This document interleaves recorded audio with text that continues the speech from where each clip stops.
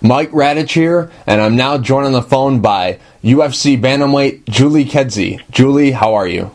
I'm doing well. How are you? I'm doing good. Julie, you recently signed with the UFC. You are officially a UFC fighter. Has it sunk in yet, or is it going to take a little bit to let it all sink in, and maybe when you get a bout agreement and get that signed, it'll really sink in for you? What does it feel like now? I mean, it feels great knowing that I know where my next fight is going to take place. Like, that's kind of a relief. I've got that out of the way. But it really won't be, it won't be official, I think, until I step into the octagon, until I actually fight there, in my eyes. So, I don't mind being, saying I'm a UFC fighter or whatever, but I don't really consider myself one until I actually fight for the UFC. So. Now, is this a new deal, or did they just inherit your Strikeforce contract because they own Strikeforce? Is this a completely new deal, or is it just you're going to finish out that contract? I think that they just inherited me from Strikeforce. I haven't been given any new paperwork to sign or anything like that. So I'm thinking I'm just kind of a legacy from the other organization. 9 years ago, you were working 3 jobs and you were getting paid $150 to fight. Back then, were you thinking, that this was even possible, that you would even be getting this opportunity? Was there ever a time where you had lost hope and, maybe these last couple of years where you thought, well, there might be women eventually fighting in the UFC, but probably during my career it's probably not going to happen? Or were you always positive and thought that it eventually was going to get done like it is now? I always had it at the back of my mind that it was going to happen. Sometimes I'd say, I went back and forth a couple times. Sometimes you actually listen to the naysayers, and sometimes, my coach has this awesome saying. He's just like, the worst thing to bring to a fight is a realist. You always have to have an optimist. You always have to bring that kind of idea that, it is going to happen the way you want it to happen. You have to make it happen that way. But, in general, I knew in my heart, and sometimes I would get discouraged. And we don't know what's going to happen in the UFC. We don't know. Again, I haven't fought for them yet, so we'll see. Sure. But I kind of had it at the back of my mind that this is going to happen at some point. Yeah. Now, during the whole build-up for the Ronda Rousey-Liz Carmouche fight, there was a lot of talk about media members and fans kept bringing up, well, we'll see how this fight goes. The UFC, I don't really know how committed they are to women's MMA. We'll wait and see. When you were hearing all this, were you kind of, in the back of your mind chuckling a little bit? Like, why would they be signing all these women fighters if they're not, committed to women's MMA? Were you kind of weirded out by that? Did you kind of not think that was the smartest, kind of criticism to say, I guess? Well, I would say that, even though they may have been holding their cards close to their heart in terms of revealing what was going to happen in the women's division, I think that I think we're signing other female fighters. They were obviously committed to it. There's a lot of stuff happening. Even Dana White himself said that he said that even if Liz won, she would be the champion. He wasn't. Right. I mean, even though he kind of said something against the Ronda Rousey division, right. He actually sort of amended that in later speeches, saying, if Liz becomes champion, then she'll be the champion, and rightly so. It's the person who wins the fight. It's the person who wins the bout becomes the champion, and there's plenty of contenders out there in the bantamweight division. So I think that they did. I think it may have started with, wow, look at Ronda Rousey. This is amazing. Look at this. And then the way Liz handles herself with the media, the way these other female fighters are coming up and their talent is really kind of shining, I think it would be impossible for them to go backwards at this point. Now, you were there at UFC 157. I'm pretty sure the UFC flew you out. Now, were you just there to watch the fight? They didn't fly me out. I flew myself out, but they did give me tickets. Oh, I see. Yeah. And now, did they have you do anything while you were there, or were you just there to watch the fight? Did they do any media or photo shoots, any stuff like that? No, I didn't participate in any media or photo shoots there. I came out, and again, they took care of me and gave me tickets, great tickets, fantastic tickets. But I didn't even know till I was there, till the night of weigh-ins, after weigh-ins, that they had kind of officially picked up my contract. I suspected it. I see. Because, with talks, but I had not, until I saw, my friend, a friend of mine came up to me, and she was like, oh, did you see that tweet last night? I was like, no. He said, oh, well, they announced you're one of the 10 bantamweights that they signed. I was like, oh, okay. And that was actually at the UFC that I found this out. So I was like, oh, well, that's cool. Oh.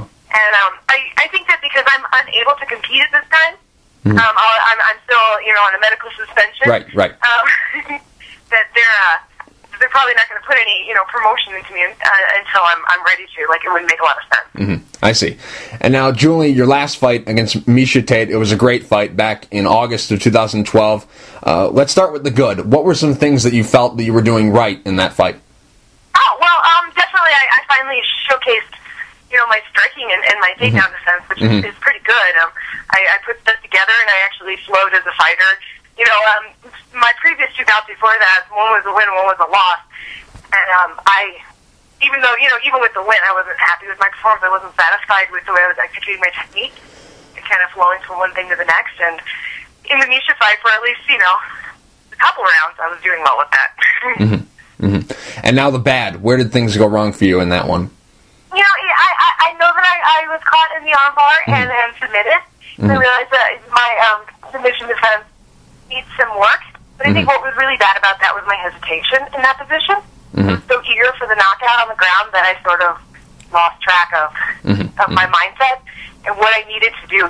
When you, as a fighter, focus on one thing too much, then you can kind of lose other things in that. And I was so, I saw her eyes roll back, and I was so ready for that KO. And instead of, being measured as a fighter and finding the right opportunity and setting things up the right way, I just dove in. And I paid the price for that.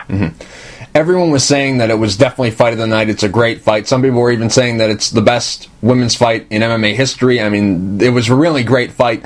And a lot of people said that this fight was the best you've ever looked. I mean, a lot of people were very impressed by your performance in that fight. But at the same time, when you hear people say, hey, you looked great, you did this, you did that, but at the end of the day, does it make you kind of, I don't know, for lack of a better term, depressed that people are saying, hey, I looked great, but at the end of the day, I still didn't come up with the win? What's the feeling when you hear stuff like that? I'd say it's a mixture of both. I'm happy about it. I'm a late bloomer in this sport. As many fights as I've had and as long as I've been in it, it's taken me a while to hit my stride, and I recognize that. That makes for a lousy record, but it also makes me very confident and happy now as a fighter. But, at the same time, sure, you always want to win. Nobody wants to lose. Losing sucks. And losing, especially that way when I was on the brink of a really big victory, that really sucked. But it's easy for me to kind of compartmentalize that right now, and just focus on the positive, which is, another thing. I'm a late bloomer in the sport. I'm a late bloomer in finding positivity in life, and these two things can work together. And I think I think it adds to my overall development as a person, not just a fighter. Definitely.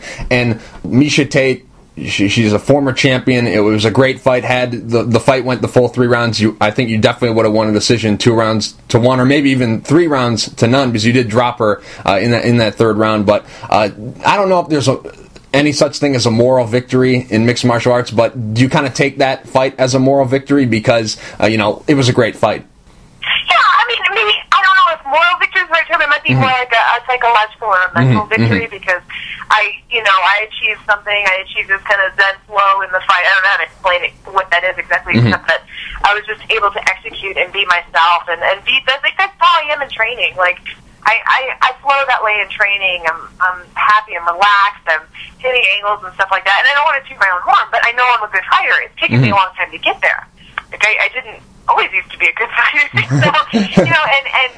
So, but mentally, I can be like, okay, so at a high level, I can get to this state in my mind. I can get to this mindset, and that's good. It's a good thing to acknowledge about yourself and to realize, and I understand that it's going to happen henceforth in fights.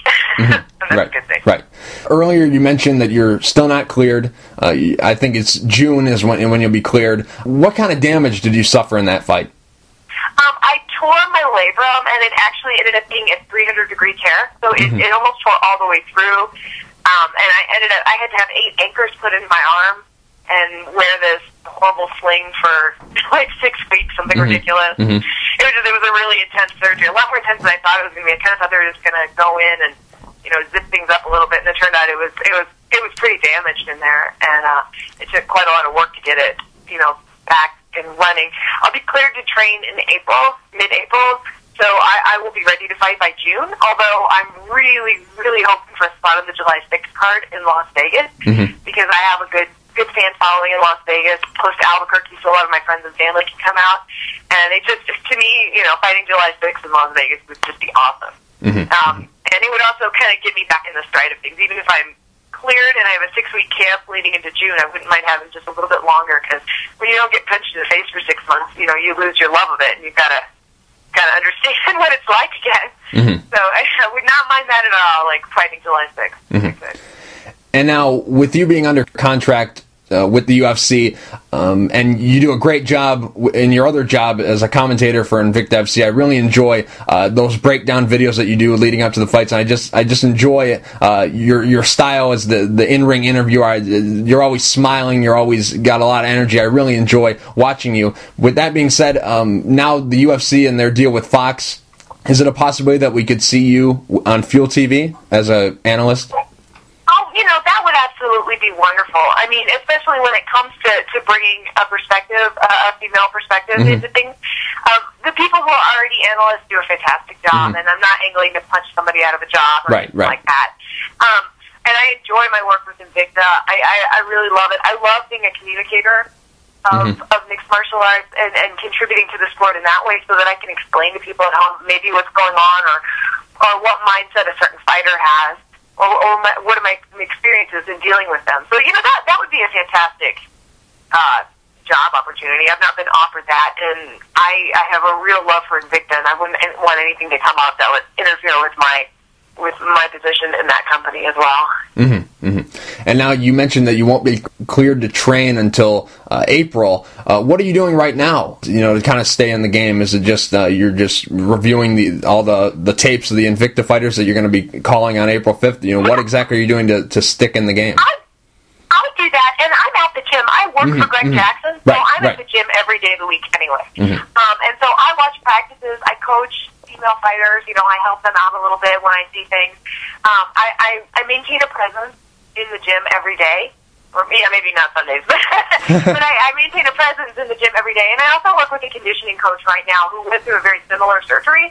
So he's able to modify exercises for me and strengthen me in other ways, so that I'm not just sitting on the sidelines, and I'm actually doing something physically, which makes me really happy, because I don't like to sit still. I like to be moving. I like to be doing things. And for a while there, I couldn't even run. Now I can run, but I hate running. So we're finding alternate exercises and things that I can do that just keep me in a slightly more, I guess, physically fit shape than I would be if I wasn't training. Right. Everything besides dancing, right? You were the one on top of the cage in the Harlem Shake video, right? Oh, yeah, that was horrible, wasn't it? I was like, who's that dude? And I was like, oh, that was me. Now, Jackson's MMA, all these high-level fighters, all these big profile fights coming up for a lot of the top fighters in that gym. How was Greg Jackson and Mike Wigglejohn? How were they? How did they sign off on making this video? I mean, there's a lot of work to be done. How are they cool with you guys making this video? Oh, well, it just kind of happened. It pretty much happened organically one day. We had a camera crew in town that was filming specifically for the Invicta fight, and they're pretty funny people, and it just kind of came up, and our GM was like, hey, let's take 15 minutes out of the day and do this, and it was in between two classes, and I don't know, everybody just thought it was hilarious. And seriously, like, they were so professional.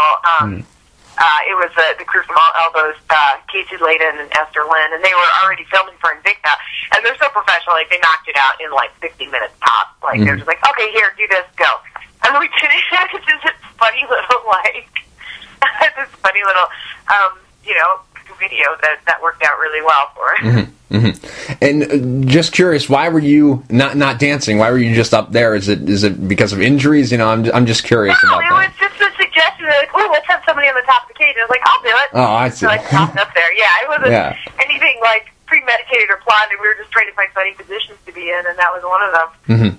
So, yeah. And also awareness training. How big of a part of the Jackson system is that? Because I saw a video of you and Sarah Kaufman sneaking up behind Michelle Watterson and scaring her. I think it was at Walmart. How big of a part is awareness training?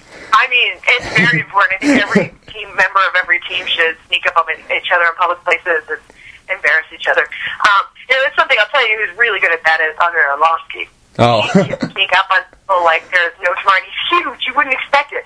But he just creeps right up on you. And he has scared me so many times. Mm-hmm. And just, I mean, like where you're screaming on the floor because you're terrified.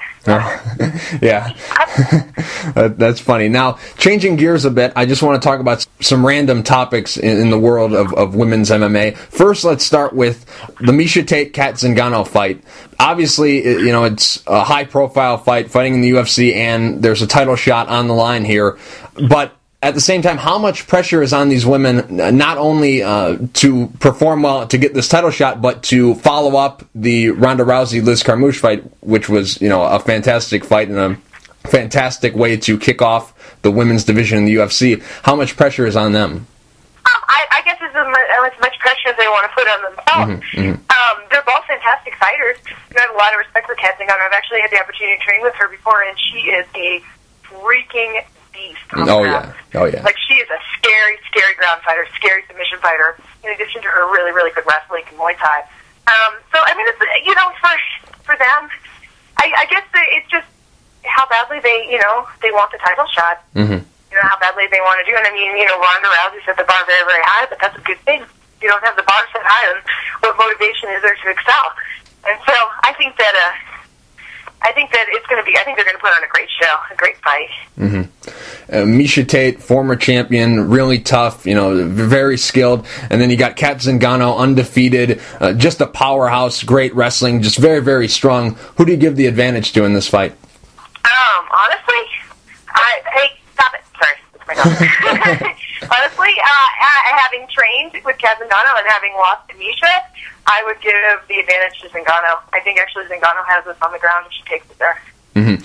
And wasn't, like a couple years ago, wasn't she a 125er? Yeah. She's, you know, it's just, as women, our bodies change a little. She's put on some muscle and stuff like that, and so she's a little bit stronger. And plus, you know, 135, like, I think she could probably still fight at 125, but 135 that's the division to be at, right? In the UFC, I mean, that's where you want to be as a female fighter if you want a UFC contract. So, she's very, very strong, very physically fit, kind of like one of those incredible specimens of muscle. You're just like, wow.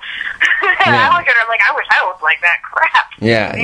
That's awesome. But, you know, she's a very, very dedicated martial arts and hard worker. And I don't mean any disrespect to Miesha when I'm saying that I think Kat has the advantage. It's my personal opinion. Miesha's also, you know, extremely physically fit, hard worker, you know, great tactician, and she beat me, so there's not much I can say. She tapped me, so obviously she does have a great submission game, too. Right. It's definitely a fun fight. It's a very even fight. I just want to sit back and watch it. I can't wait for it to get here. Now, Ronda Rousey versus Chris Cyborg. That's the fight that a lot of people are talking about. That's the big fight that people want to see. Over under 2 years before we get it. Over? Mm-hmm. Is it the weight, or do you think it's just that the landscape of the new women who are coming in, that when people that don't really watch Invicta or don't really watch anything outside the UFC, when they see these other women who come in, like yourself and some of the other ones who are signed, and they see them getting exposure, do you think it'll take interest away from that, and that's why it'll make it a little bit longer, or do you think it's just the weight issue? Yeah, I think it's I mean, the weight issue certainly comes into it. I really see. Like, I understand that Ronda called out Cyborg a lot, and that's how she kind of got, you know, noticed a little bit in the division. But she got noticed because of her excellent fighting ability, her finishing skills. I mean, really, like, there's not many people who can pull off what she's pulled off in the short amount of time that she has. That being said, that if it's the title is at 135. If Cyborg wants the title, she has to fight at 135. If she's physically incapable of making 135, and there's a lot of other 135ers out there who want a shot at the title, and they want a shot at Rousey, including me. So, you know, super fights are all well and great and stuff like that, but I don't know why you would put your champion in a super fight and have everybody else wait around unless they've completely cleared out the division. Now, Ronda's done a lot in the 135 division, but she's actually only fought three 135ers around the UFC fight, which is kind of the important one. So, you know, there's a lot more 135ers for her to be tested against, and I think I think one of the reasons people call upon the Cyborg Rousey fight, you know, that because those are kind of the only two main female fighters 16 headline fights. stuff like that. Like, those are the ones that, have the public notice. And that's all well and good, and I understand that from a marketing perspective. There's a ton of fighters out there, and I, for one, would honestly, I'd love to see that fight, but I'd love to see how Rousey does against somebody like Alexis Davis. I think that would be that'd be an interesting matchup. And, a rematch with Miesha Tate would be interesting. A fight against Julie Kedzie would be great. Right. Yeah, definitely. Yes. I want to work my way up to it. I don't want to just get it. I want to get some big wins in the UFC before I, pursue the title. I mean, I'll definitely not turn it down if they offer it to me, but, I'd like to be re-signed or something. Right. There's a lot going on at 135 right now, enough to keep Ronda very busy without having to chase a super fight. So I think she's being very smart in all of this. I think that when the money is right and they agree on the weight and it's, physically, viable for Cyborg or whatever, then it'll happen. So it'd be nice to see Cyborg. She hasn't fought in 2 years. Right. It'd be nice to see her get a couple wins, like maybe make it try a super fight at 140, a different person first to prove that she can still make it down there and stuff. Now, you read my mind a little bit. You brought up Alexis Davis. That was the next fight I was going to bring up. Now, with her, she's kind of in a weird spot because she's one of the top fighters that doesn't have a fight right now. Sarah McMahon, she was also in that mix there. She has an opponent. Liz Carmouche is just coming off of a title fight with Ronda Rousey, and now Tate and Zingano are going to fight. Where do you think she factors in all this? Because personally, I mean, Zingano and Tate are both worthy of a title shot, but I thought that she was the most worthy of a title shot because in Invicta, you could make the case that the vacant title should have been between her and Liz Carmouche, and Carmouche just fought for the UFC title. Where do you think she fits in? I think that they're probably going to match up Carmouche and Davis. That would be my idea of how things shake out. I mean, of the people that are signed to the UFC, I mean, we already fought. Alexis and I already fought. And I was, of course, I wouldn't turn the fight down, but it was boring. I would love to have the opportunity to avenge my loss, but I mean, it was just not a great fight. It was just a boring fight, and maybe we could change it the next time around. But I honestly think she and Carmouche actually would make a fantastic fight. I'd really like to see that. As sorry, my dog is chasing another dog. Okay, just want to make sure she wasn't going to get in a fight. Right. Okay. She can be a bully sometimes. I think Carmouche Davis makes a lot of sense as a fight. Now, I was on the UG and I was on some other of the forums, and people were talking about the Ronda Rousey Liz Carmouche fight and what's next for Ronda Rousey, and people were bringing up names here and there, but an interesting name that was brought up by some of the people, and some of the people kind of seem to get around it, is a teammate of yours, Holly Holm. She's one of the top boxers in the world, and she just had a fight for Bellator in MMA. Is that a fight that you're interested in seeing, and do you think it'll possibly ever happen, or do you think that she'll just stick with boxing and maybe dabble in MMA here and there? I think she's going to go back and forth and go for wherever the opportunity is best for her. I think she's her ground game isn't ready for Ronda Rousey yet. Right. But at the same time, I don't know that Ronda Rousey's striking game is ready for Holly yet. Holly is so good. I mean, I can't even tell you how good she is. Like, it's amazing. But she's definitely not. She's getting well-rounded as an MMA fighter. But I think boxing is definitely her first love. Like, her next fight is going to be a boxing fight. And you have to understand, the way this city is, the way Albuquerque loves Holly Holm. Like, she can go to any venue and it'll sell out. She's just, I mean, it makes so much sense for her to stay at home and fight because she makes the money here. Like, she sells out venues. She makes a lot of money, for herself and for, the fans. And I don't know, it's Holly in Albuquerque makes so much sense. So, to take her out of Albuquerque, it has to be a very, very good opportunity. It has to be enough money that would match what she makes here. And so it's nothing about her fighting ability or anything like that. Like, I think she's the best female boxer in the world. I think she could very well be the best female mixed martial artist in the world in a couple of years. But I think that she's making very smart career decisions. And I have a lot of respect for her in that. When she faces Rousey, she's going to be well-rounded. She's going to be ready for it. And she's getting there. She's well on her way. But, she also has boxing. There's some unfinished business in boxing that she's going to, she's pursuing. And when that happens, I think that maybe she'll make a full-time switch. I can't speak for her. I don't know. She doesn't do social media or anything like that. So she's not aware of, she doesn't give a crap Like, honestly, like, Holly's one of the most focused and cool people I know. She doesn't have a Twitter account. She barely checks her Facebook. She's just focused on training and her family, and it's kind of refreshing, honestly. Mm-hmm. And now, a former opponent of yours, Gina Carano, people were bringing her up because that's a fight that there's some interest in. People would love to see her come back to MMA and love to see her in a high-profile fight against someone like Ronda Rousey. Gina Carano right now, I think at heart she's a fighter. Deep down inside she's a fighter, but right now she's out making movies. She's doing her thing. She's dating Superman, for God's sake.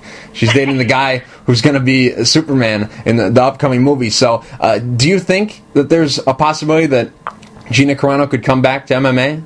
Well, I mean, I certainly can't speak for her, but there's always a possibility of everything. I know that she has a sheer love of fighting and martial arts, and you know, I don't know. She's got a lot of opportunities right now in the movie industry, and she's doing very well in it. And I really can't speak for her.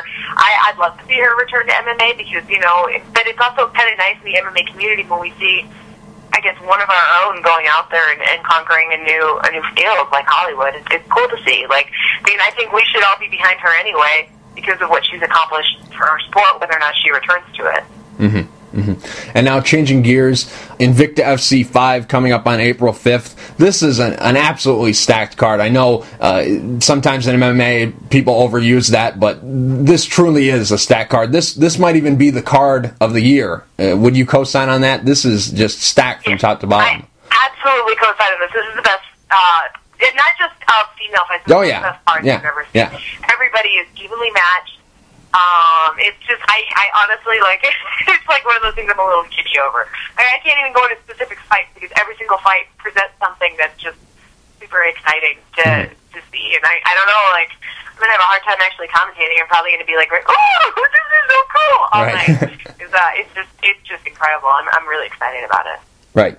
And now, one of your teammates, Michelle Waterson, you're kind of in a strange spot here because now she's going for the world title and you've got to call her fight. Have you helped her prepare for this fight, or have you stepped out of it to avoid that conflict of interest? When I'm in the gym, I don't believe it's a conflict of interest. I'm going to be a good teammate and a good coach, and I'm going to be everything like that.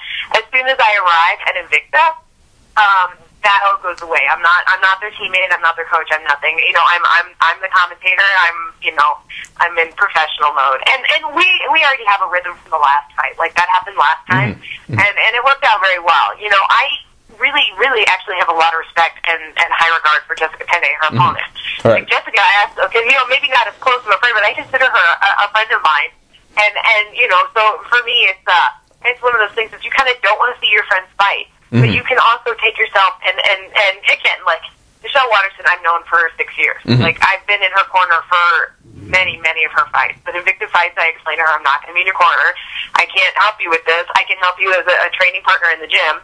Well, I really can't even do that because with my shoulder injury, I can't train with anybody right now. So it's kind of been actually fortuitous in that regard that I've been incapable of training as it is. But, you know, when it comes down to it, I believe in presenting myself as a professional. And when she fought Lacey Shepard on the last card, I did my best to call the fight fairly. I hope I did a good enough job, and if I didn't, I will definitely endeavor to do a better job and be as fair and balanced as possible. Because, you know, again, it's my job to communicate what's happening in the cage, you know, what their motivations may be, what I've seen from this or that, you know, explaining to the people out there what's happening. Not necessarily, like, I don't think it's my job to choose a side and to say this person's better than this person, and this is, you know, it's my job to say, wow, the reason she's moving her head to this side is to set up that kick. And I like the way, you know, I like the way this is happening here. Like, that's my job.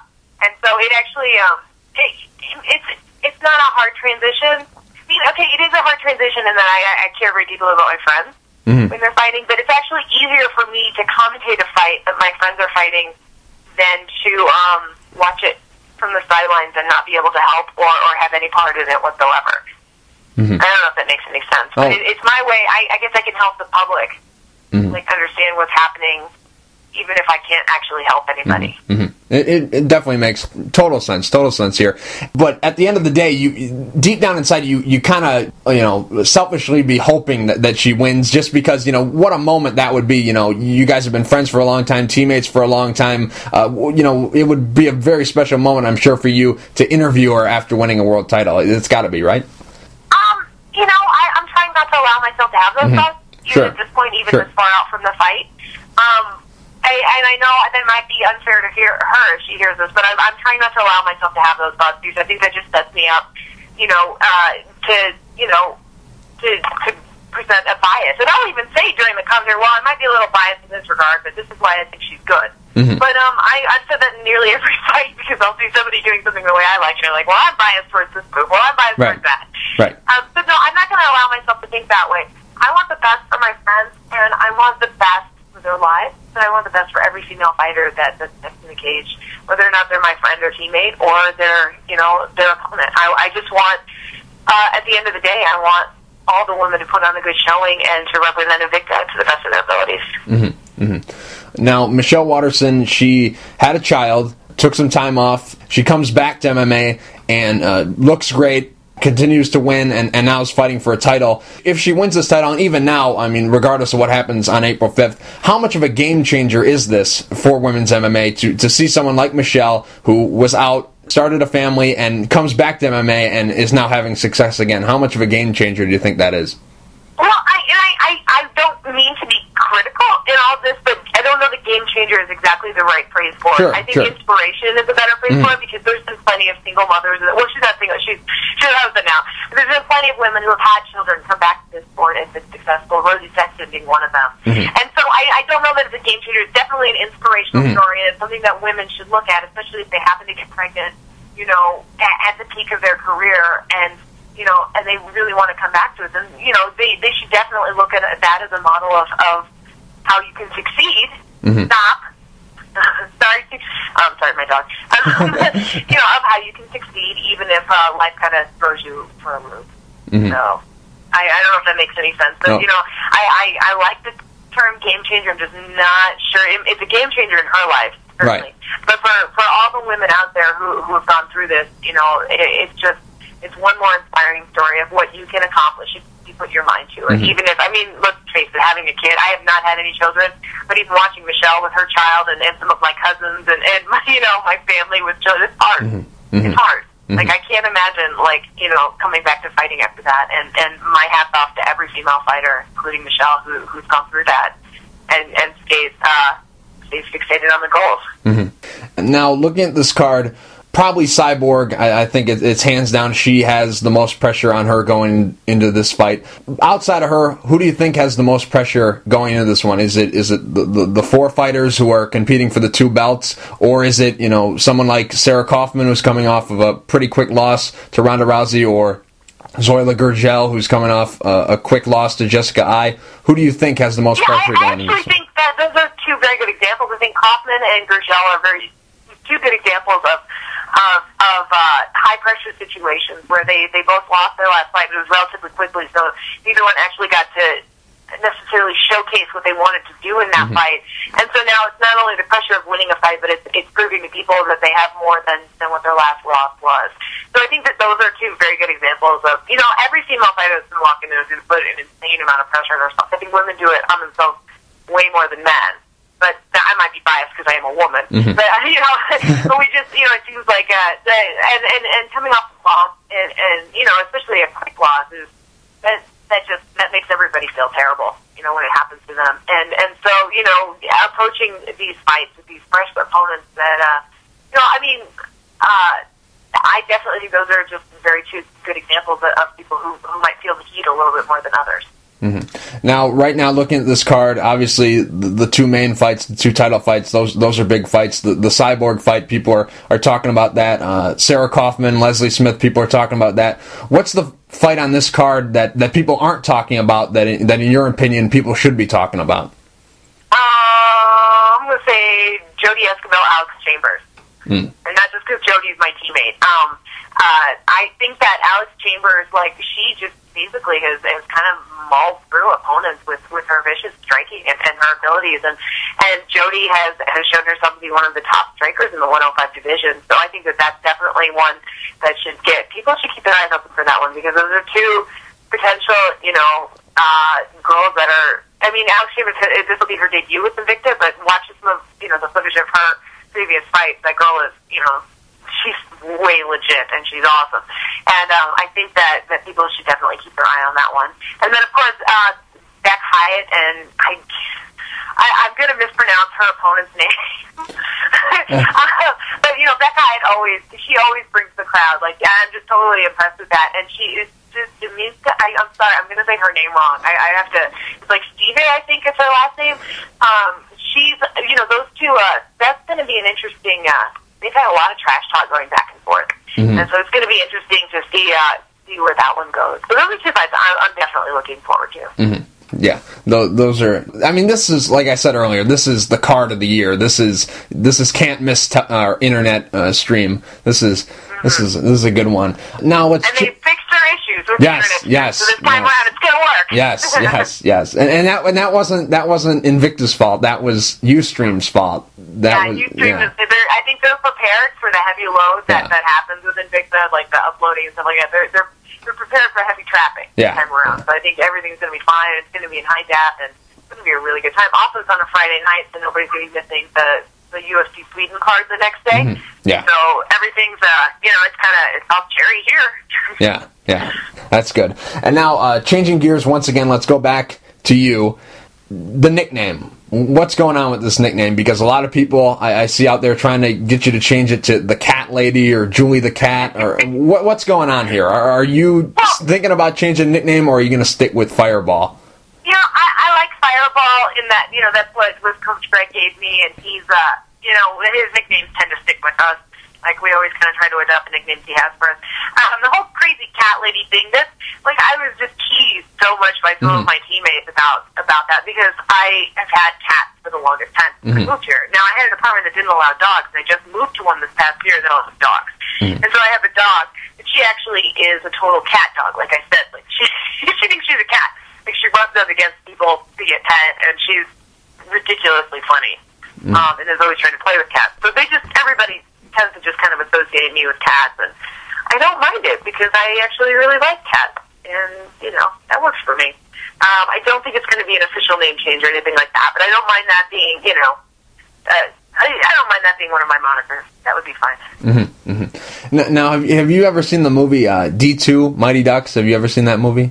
Oh, gosh, it's been years. Oh. I only brought it up because the goalie in that movie is Julie the Cat, and I just thought that, why aren't you already Julie the Cat? It kind of, it's a play on that movie. We've already got a cat in the UFC. Cats and guns are in the UFC, so I can't. Might be that might be encroaching on her territory a little bit. Okay. And now, Julie, from what I've seen on the Invicta broadcast and just other interviews that you've done in the past, you're always smiling. You're a very nice person. How do you go from outside the cage being a very nice person to inside the cage being not so nice? How do you flip the switch when you go to fight? Well, I really, really love to fight, and I think that if I didn't have the ability to fight and train, I would be a very miserable person. Like, these past 6 months, I've not been easy to deal with. Mm-hmm.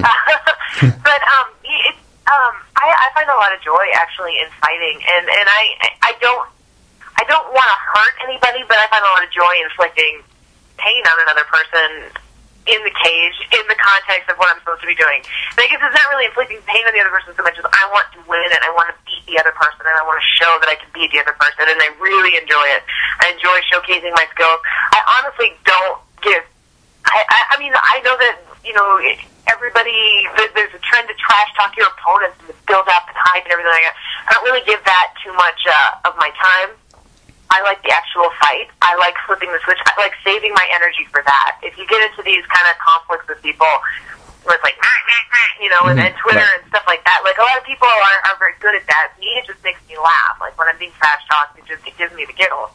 Because I'm like, you have no idea what's coming your way. Mm-hmm. And I don't even want to show my hand. I want to be like, sure, okay, yeah, that's right. I agree with everything you're saying about me. I am just a terrible person and a terrible fighter. Okay, just wait. That's right. how I feel. Like, I'm just like, I don't have to prove it.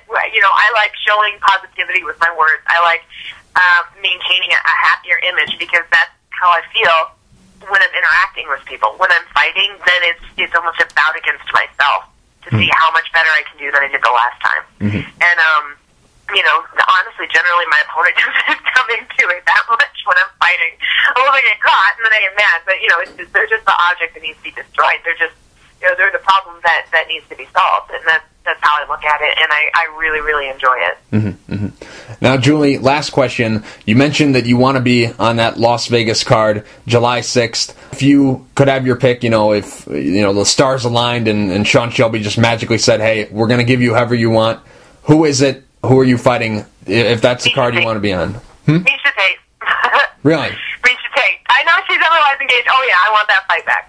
I want that fight back very badly. Not her as a person, but that style of opponent, I think, is wrestlers have always presented and jiu-jitsu, you know, fighters have always presented the biggest challenges to me, and I almost solved that problem. I almost overcame that challenge the last time, and I got caught, and I want that back. I want to rematch Misha Tate very, very badly. But I'm not going to, I don't want to take anything away from Zingano. I don't want to say that, you know, I deserve this and I deserve that. She has that fight in front of her. Her hands are full. You know, and Misha's hands are full right now, too. So, I'm just saying, if in an ideal world, that's the fight I'd want. 100%. Yeah. Julie, real quick before I let you go, do you have any sponsors you'd like to thank, and is there anything you'd like to say to the fans? No, just thank you, everybody, for tuning in. I don't have any sponsors right now, so anybody, feel free to sponsor me. It'd be great. I could use the money. You know, big thanks to my teammates, to Jackson Winklejohn MMA, and my teammates, Carlos Condit and Quinn Mulhern, are going to be fighting this weekend in the UFC, and I'm definitely pulling for them big time. I'm also pulling for my good friend George St. Pierre. So hopefully it'll be a great night of fight, and tune into Invicta, everybody. Definitely tune into Invicta April 5th. Sounds good. Well, Julie, thank you for taking the time to talk. I really appreciate it. No problem. Thanks for having me.